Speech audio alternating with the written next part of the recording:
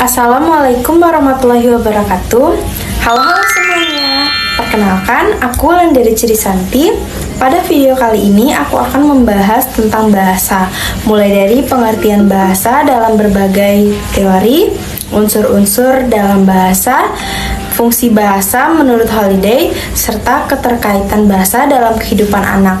Topik ini dipilih karena bahasa merupakan aspek yang sangat penting dalam kehidupan manusia, terutama dalam perkembangan anak. Melalui bahasa, anak dapat mengenal dunia, berinteraksi dengan sosial, dan mengembangkan pikiran sejak dini.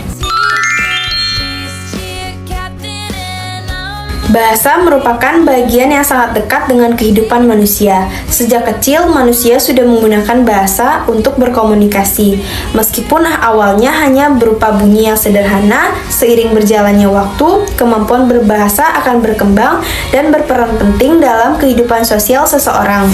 Jika dilihat dari berbagai teori, pengertian bahasa dapat dijelaskan dari sudut pandang yang berbeda-beda.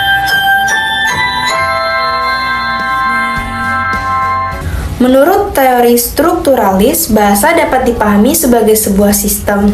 Bahasa tersusun mulai dari bunyi, kata, hingga kalimat yang memiliki aturan tertentu dan saling berkaitan. Sehingga jika ada salah satu unsur yang berubah, maka makna yang dihasilkan juga akan berubah. Dengan memahami bahasa sebagai sebuah sistem, kita dapat melihat bahwa penggunaan bahasa tidak sembarangan. Setiap kalimat yang keluar mengikuti pola tertentu agar dapat dipahami oleh orang lain.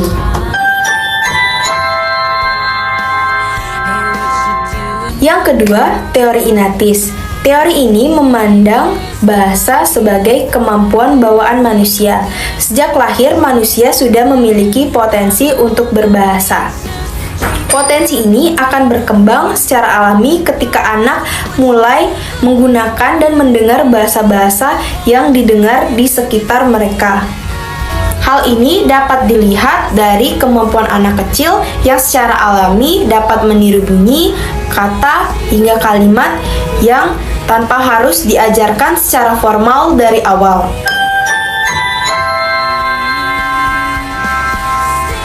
Sementara itu, teori sosiokultural menekankan bahwa bahasa belajar melalui interaksi sosial. Anak belajar bahasa bukan hanya dari mendengar, tetapi juga dari cara berinteraksi dengan sekitar, seperti keluarga, teman, dan lingkungan. Tanpa interaksi sosial, perkembangan bahasa anak juga akan terhambat. Oleh karena itu, lingkungan yang kaya bahasa seperti keluarga yang aktif dalam berkomunikasi dapat membantu mengembangkan kemampuan berbahasa anak.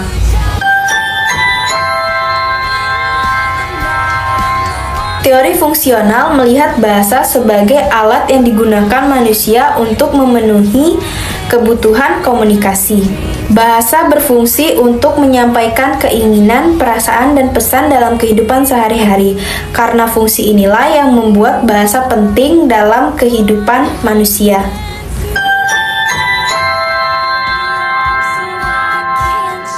Dari sudut pandang teori psikolinguistik, bahasa berkaitan dengan proses mental dalam otak.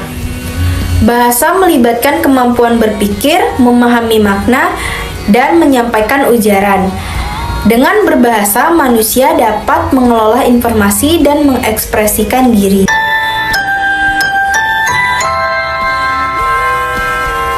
Dalam pengertian bahasa, terdapat unsur-unsur penting yang saling melengkapi.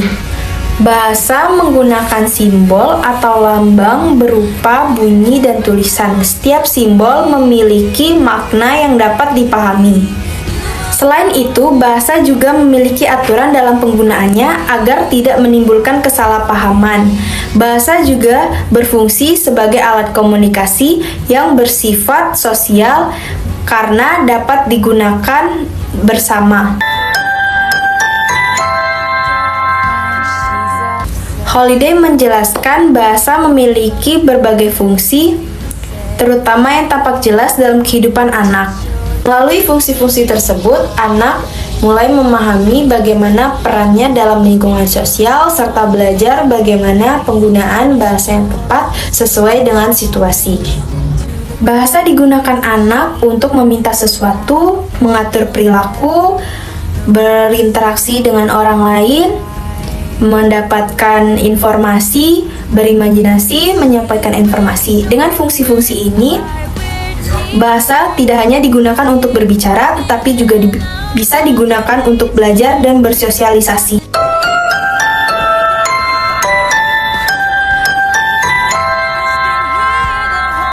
Dengan memahami unsur, teori, dan fungsi bahasa, kita dapat lebih menghargai peran bahasa dalam kehidupan sehari-hari, terutama dalam mendukung perkembangan bahasa anak.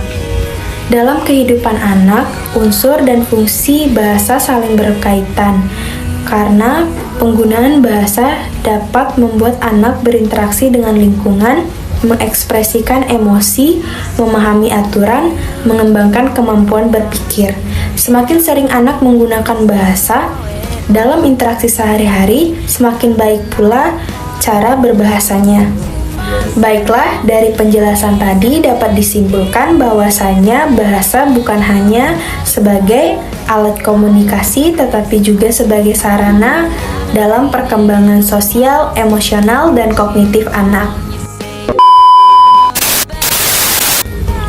Sekian video dari saya, semoga dapat menambah wawasan kita semua.